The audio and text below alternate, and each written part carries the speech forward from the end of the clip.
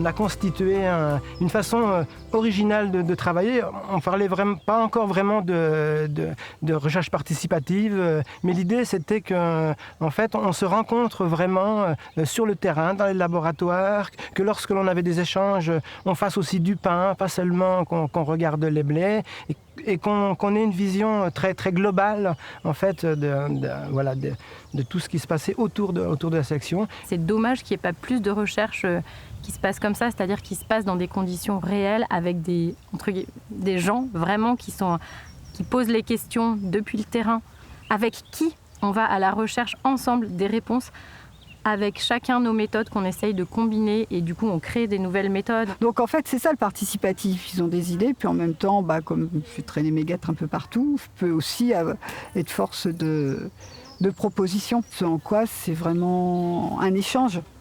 Ce qui était vraiment un peu exceptionnel, que j'ai pas eu beaucoup dans ma vie, la place qu'on avait, nous les paysans, dans ce processus de recherche, où vous les chercheuses, vous n'étiez pas, vous l'avez dit vous-même, mais c'est vous qui décidez pour l'année prochaine ce qu'on fait. Et là, ça m'a vraiment encouragé aussi à me dire, mais ça nous responsabilise, que c'est bien à nous qui sommes dans les champs, qui sommes les praticiens, à choisir les orientations des recherches et de comment on collabore avec vous.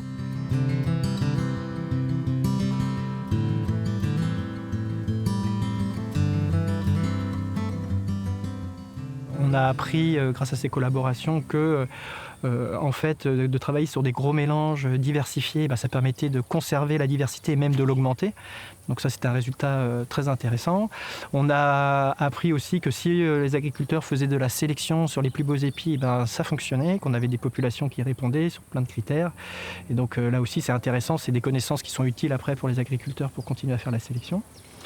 Et puis, on a aussi travaillé plus globalement sur comment travailler avec la recherche, justement. Que pendant 3 ans, on s'était connus sur des expés qui n'étaient pas vraiment participatifs, qui étaient à la ferme, mais ça nous avait permis de se connaître. Et ce collectif naissant de Cultivons la biodiversité en Poitou-Charentes, ils se sont dit, nous, maintenant, on veut faire comme plein de gens au RSP, tout ça, sélectionner le blé. Donc, on a mis en place ensemble une plateforme un petit peu comme celle-ci, mais quand même pas aussi grande, avec des moyens beaucoup plus bricolés. Mais c'est ça, il a fallu qu'on discute de qu'est-ce qu'on met dans cette plateforme, comment on bricole les moyens, les semoirs pour semer, tout ça. Puis moi, j'étais là, si on peut avoir des répétitions, ce serait bien. Oh, des répétitions, tu nous embêtes avec tes répétitions. Donc on n'en a pas fait. Et quand ils ont vu la plateforme, ils ont dit, ah ouais, mais le truc qu'on a mis en 2 répétitions, les 2 répétitions sont pas du tout pareilles. Ah ouais, ok, donc c'est pas mal des fois d'en mettre. Enfin, voilà, on apprend en faisant ensemble. Et donc on a ensemble commencé à construire comment mettre en place des accords pour que tout le monde s'y retrouve, notamment sur les questions de propriété intellectuelle. Donc comment les connaissances qui sont produites, elles soient la propriété de tout le monde, pas uniquement des instituts de recherche ou pas uniquement des agriculteurs, mais de toutes les parties prenantes, et que tout le monde ait son mot à dire sur l'utilisation des résultats. Donc ça, c'est un résultat aussi vraiment intéressant sur la manière de faire.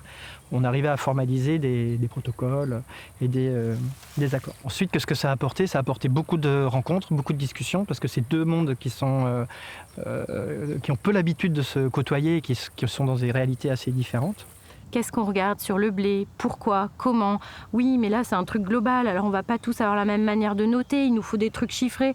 Et moi, côté recherche, je disais, c'est pas grave si c'est pas chiffré, parce qu'on peut regarder les choses d'une autre manière. Votre œil est un très bon outil. Vous allez voir, ils y croyaient pas trop, parce que finalement, on se rend compte que parfois, les agriculteurs, ils peuvent avoir une vision un peu techno-scientifique de la science et de se dire que eux, ils vont pas réussir. Il y avait un petit peu cette peur, j'ai l'impression. Et en fait, ils se sont rendus compte en faisant que si, ce qu'ils observaient, c'était très valable, c'était très intéressant. La sélection, ça part beaucoup des imaginaires, de quelque chose qu'on imagine et qu'on a envie de se voir se réaliser.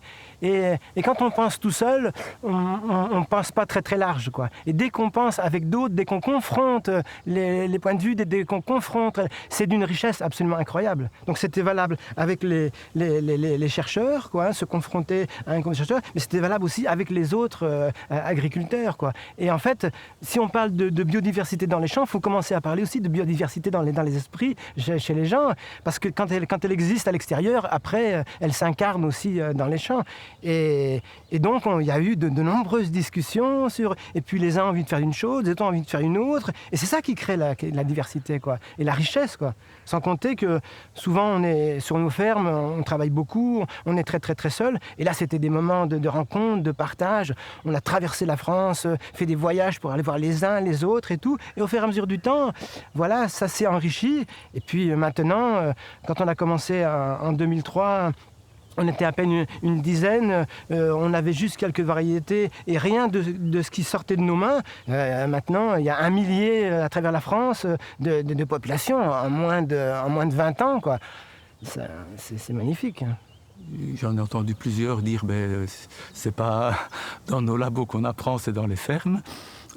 C'est des petites choses qui tout d'un coup font sens parce que nous, on n'a pas cette impression. On ne se rend pas compte de ce qu'on connaît et que ça intéresse ou que c'est important pour les autres.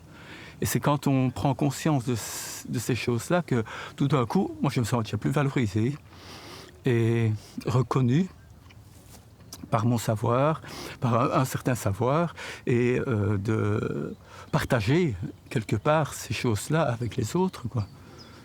Et les visites des blés, c'est vraiment ça aussi, comment on peut... partager nos savoirs. Et une des principales difficultés, c'est la persévérance, quoi. C'est un travail qui demande beaucoup de persévérance, qui travaille sur un temps long, quoi. Et dans nos fermes, on est très très pris au quotidien pour arriver à s'en sortir économiquement, quoi. Et ça laisse peu de place à un temps qu'on peut penser au départ qui rapporte rien, quoi. Il faut un fort entêtement aussi, quoi, et une petite dose de passion, enfin, voilà. Mais reprendre son destin en main, c'est quand même quelque chose de formidable. Par exemple, le travail sarrasin. En Bretagne, sarrasin, c'est des galettes, il faut refaire beaucoup de ça. Mais aussi, les consommateurs, ils changent la façon de consommer le sarrasin. Le sarrasin décortiqué, ça a un intérêt, mais ce n'est pas les variétés bretonnes.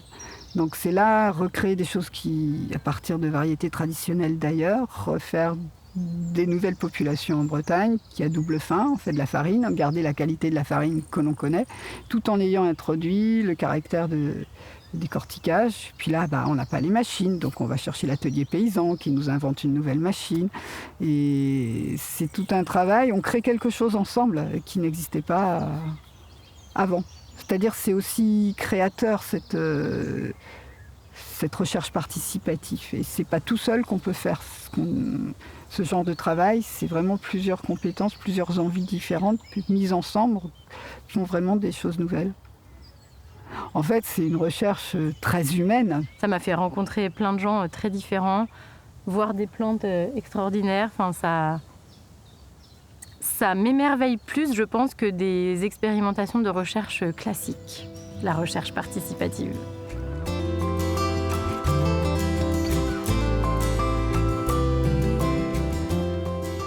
Jusqu'à présent, il y avait un compagnonnage où on était chercheurs, paysans, animateurs pour produire de la connaissance. Et maintenant, l'idée, c'est de voir comment les chercheurs peuvent peut-être nous accompagner pour qu'on produise nous-mêmes nos connaissances.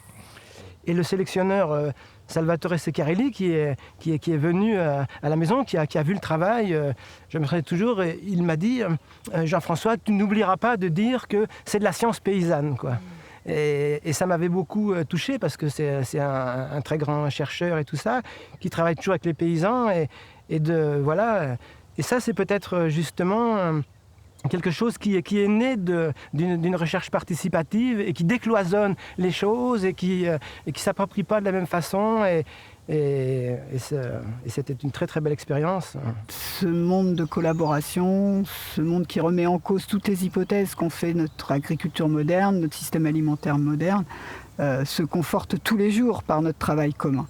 Et qui sont à la fois la façon dont on regarde le vivant, comment on interagit avec, mais ce qui retentit aussi sur l'interaction avec les humains, c'est-à-dire que les choses sont complètement corrélées. On n'est pas dans les standards classiques de la recherche, mais que, en fait, c'est pas parce qu'on n'est pas dans des standards classiques de la recherche que ça a une valeur moins importante. Au contraire, ça a une grande valeur ce qu'on fait.